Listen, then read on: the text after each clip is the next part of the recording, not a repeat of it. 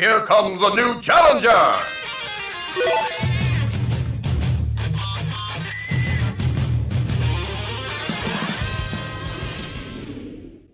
Bandai Namco has a lot of series, and one of its other series tests between a blade and a blade, but it's evil, but then both blades are evil, and one's about the soul and the Calibur and the edge, and the Soul Calibur is what we're going to be covering today. And well, the series started off as Soul Edge, so I guess we're calling the Soul Edge series? No, Soul Calibur, from Soul Calibur 1 all the way to the current one being 6, and there were a few spin-offs in between.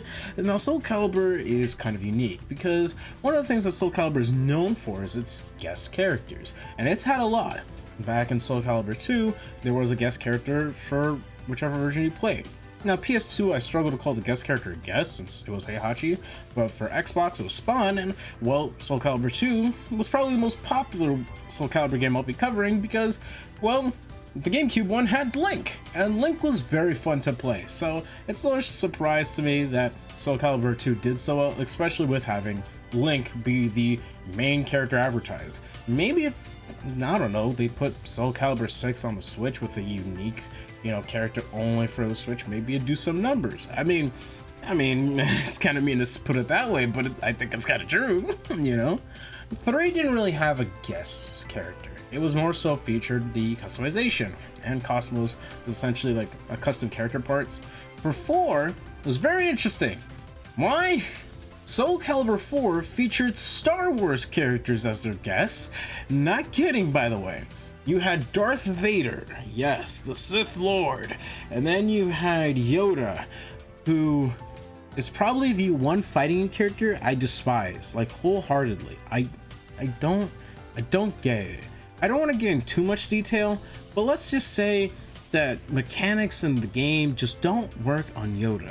You can't grab Yoda, alright, as an example. I might make a video on why I hate Yoda so much. I despise that character.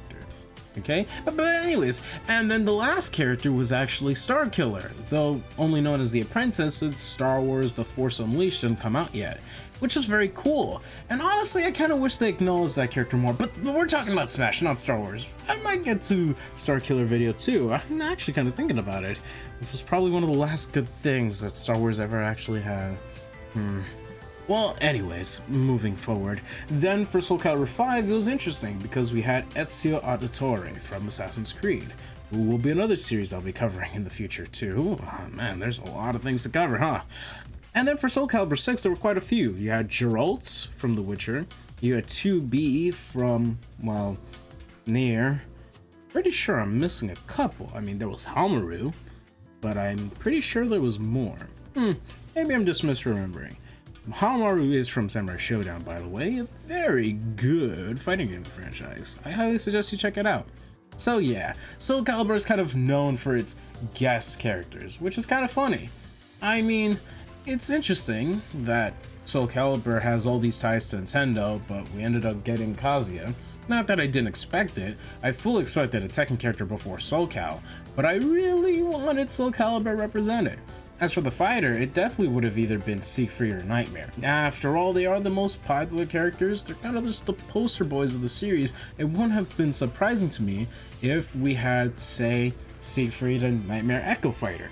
It would be very cool, and if they were DLC, they'd be the only characters to have that uniqueness about them, right? Plus, you can't tell me there's no Soul Calibur inspiration in Smash either. Final Destination and Smash 4 obviously had that inspiration with the blue and red there, and since Bandai Namco was working on the game, you just can't tell me it wasn't based on that. I mean, the color scheme, the way the two sides are divided and designed, it screams Soul Calibur to me, at least. Maybe that's just me looking into things. Soul Calibur isn't really the biggest series Namco has. It really isn't. I wish it was, but it's never going to be doing that too well. I mean, that's not to say that Soul Calibur is bad. No, it's definitely a very fun fighting game franchise that you should definitely try out. It's just that, man, they just never seem to know how to market the games enough for people to want to care. Soul Calibur is a series, unfortunately, may die, and I don't like to say that, but it's true. I feel like the only way they're ever gonna bring back people is if they really have a guest character that really just brings people in, but I highly doubt it. Especially with Tekken coming up in the rise and becoming one of the most successful fighting games by itself, it's just no surprise to me that we're just going to see more and more Tekken as Soul Calibur slowly dwindles out of existence. I mean, come on. You literally had a PSP game that featured Kratos, you had a 3D adventure game with Lloyd Irving, but nope, just nothing. It's also weird because for Soul Calibur 2, they did re-release it, and it was on, I believe, PS4 and Xbox One, but it only had Spawn and Heihachi. Obviously, there'd be no Link, so having Soul Calibur 2 on the Switch, you could easily have Spawn, Heihachi, and Link on the same game and have the complete roster. After all, I mean, when you really think about it, Heihachi is owned by Namco, and Spawn is owned by, I believe, Seth MacFarlane, that's his name?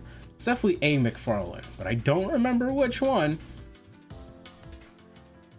Soul Calibur deserves more love in my opinion, and I just hope that it gets that love someday, but it just doesn't seem like it'll be right now.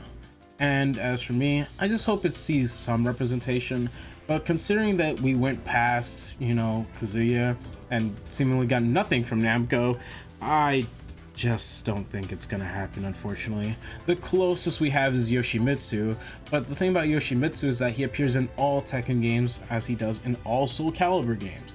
Except, well, some spin-offs, I guess, but yeah, that's pretty much it. That's just sad. I really hope and pray that we see something Soul Calibur before, you know, this whole thing ends.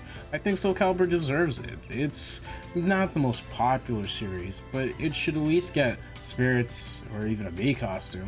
Maybe that's just me and my bias, as I did grow up with Soul Calibur way more than I did Tekken, and I have a much more greater fondness with those characters than I do with any character in Tekken. But hey, those are my opinions. Let me know your guys' thoughts in the comments below, and please, leave your requests for characters that I should be covering in the future. I don't want to just have Smash Speculation just be the same 5 characters over and over again, because those people suck, alright? My channel is better than their opinions. And as for my opinion is that you should subscribe, because I'm a shill, and shills shill all the time. That's what I do. So, please take care of yourselves, and as always, have an amazing rest of your wonderful day. Peace!